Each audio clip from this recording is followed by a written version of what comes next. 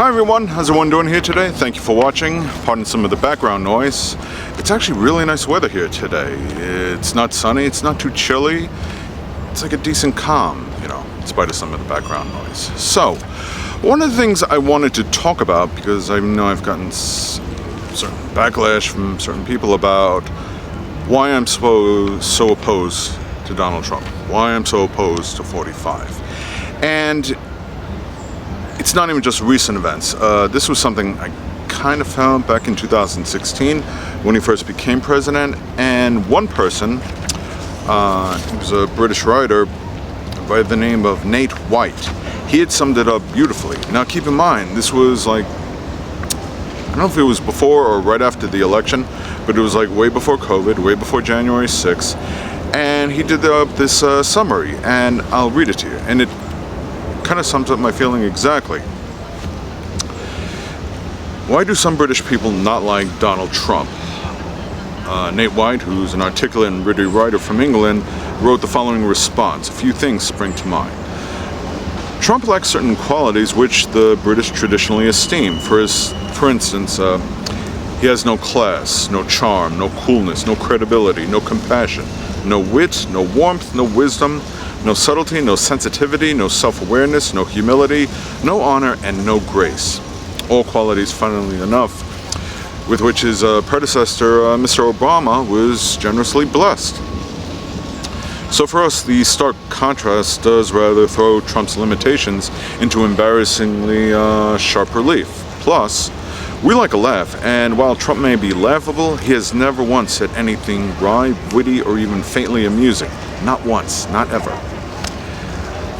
I don't say that rhetorically, I mean that quite literally. Not once, not ever. And the fact is, particularly disturbing to the British sensibility is, for us, to lack humor is to almost be inhuman. But with Trump, it's a fact. He doesn't even seem to understand what a joke is. His idea of a joke is a crass comment, an illiterate insult, a casual act of cruelty. Trump is a troll, and like all trolls, he's never funny, he never laughs, he only crows or jeers.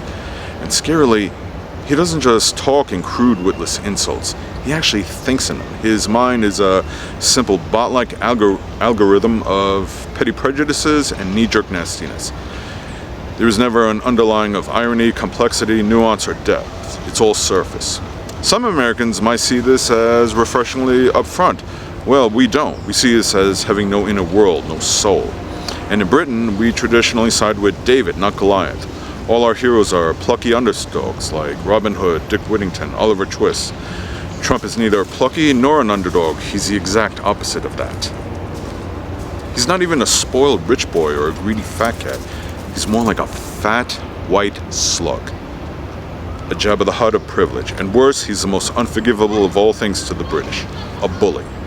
That is, except when he's among other bullies, then he suddenly transforms into a sniveling sidekick. Just like we've seen with fellow dictators. There are unspoken rules to this stuff. The Queensberry rules of basic decency, and he breaks them all. He punches downward, which a gentleman would, could never do, and every blow he aims is below the belt. He particularly likes to kick the vulnerable or voiceless, and he kicks them while they're still down. So the fact that a significant majority, or perhaps a third of Americans, look at what he does, listens to what he says, and then think, yeah, seems like my kind of guy, is a matter of some confusion and no little distress to British people given that. Americans are supposed to be nicer than us, and mostly are. You don't need a particularly keen eye for detail to spot a few flaws in Trump. The last point, what especially confuses and dismays British people, and many other people too, his faults are pretty bloody hard to miss. After all, it's impossible to read a single tweet or hear him speak a sentence or two without staring deep into the abyss. He turns being artless into an art form. He is a Picasso of pettiness, a Shakespeare of shit. His faults are fractal, even his flaws have flaws, and so on, infinitum. God knows there have always been stupid people in the world and plenty of nasty people, but rarely has stupidity been so nasty and nastiness so stupid. He makes Nixon look trustworthy and George W. look smart. In fact, if Frankenstein decided to make a monster assembled entirely from human flaws, he would make a Trump. And a remorseful Dr. Frankenstein would clutch at big clumpfuls of hair and scream, "My God, what have I created?" If Being a Twat was a TV show, Trump would be a box set.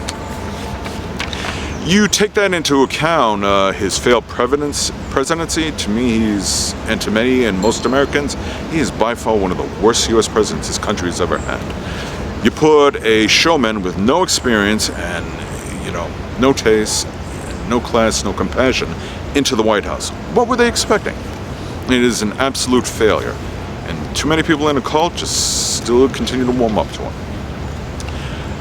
Say nothing about January 6th. Yes, that was hateful. Don't even waste my time with the excuses about BLM, Antifa, and Nancy Pelosi. Because of him, cops died. And that's on him.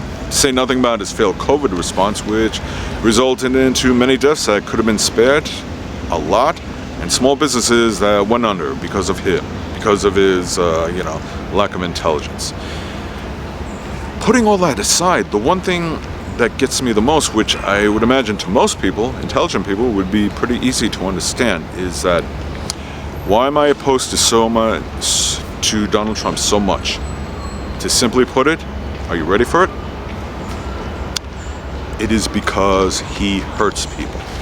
It is because he delights in hurting people.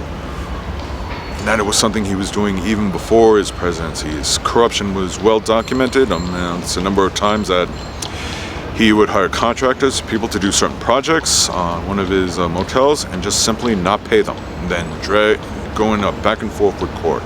To which he had the great advantage because he had all his wealth and everything, and smaller people can only go so far in court, and they would suffer as a result of it, financially and emotionally. So to somebody like that, that's not a person that gains my respect. Okay? That is really, that is not somebody that merits my respect. That is not somebody that, gains my support or anything like that. That is somebody I look at and say, there is no way I can ever support him. There is no way I can ever warm up to him. There is no way I can ever accept a man like that, because he likes to hurt people. And I care about people, especially Americans. And they're the ones getting hurt the most. And that suffer really the most and don't even realize that? Trump supporters. The MAGA crowd. They're the ones that are getting hurt, and they don't even realize it because they're in this cult-like state. And even to this day, I still cannot wrap my head around it.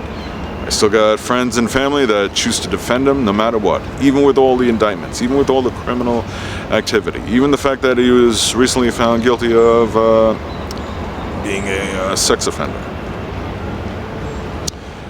Some of them, do eventually see the light. Some of them never will. So that's why I'm opposed to him. And, I'm going to obviously vote against him in 2024, even though we got pretty much a year to go after the recent elections. We still got work to do as the majority of Americans that are opposed to him, okay? We have to keep him out of the White House at all costs, because in case you haven't noticed, on his website, he says he plans, if he wins, which he could, which is a possibility, I can't dismiss that. I can't just assume it, that he's going to funnel all the power pretty much enshrining him in the White House. And you can bet after 4 years later, he's not going to want to leave. I wouldn't count on there be any additional elections. He will stay in the White House until the day he dies and turn us into a fascist state. Pretty much his words, without using the word fascist. He wants to turn the White House into his own little dictatorship, and I say, no way. I'm going to vote against him, do volunteer work and everything against him, do everything I can to keep him out of the White House, along with the majority of America. But even if we all work together, that's not a guarantee, so it's all more important people why we band together. So, now I know the MAGA crowd's going to still argue with me, say I have Trump derangement syndrome. Well, you guys have Biden derangement syndrome, okay? You hate him because you do, okay?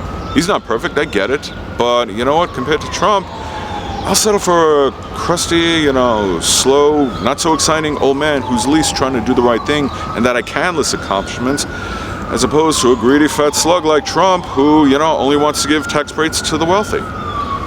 Okay? I care about people. I care about America. I care about our democracy. And so should you, if you don't already. So, anyway, thanks for watching. I really hope you understand it.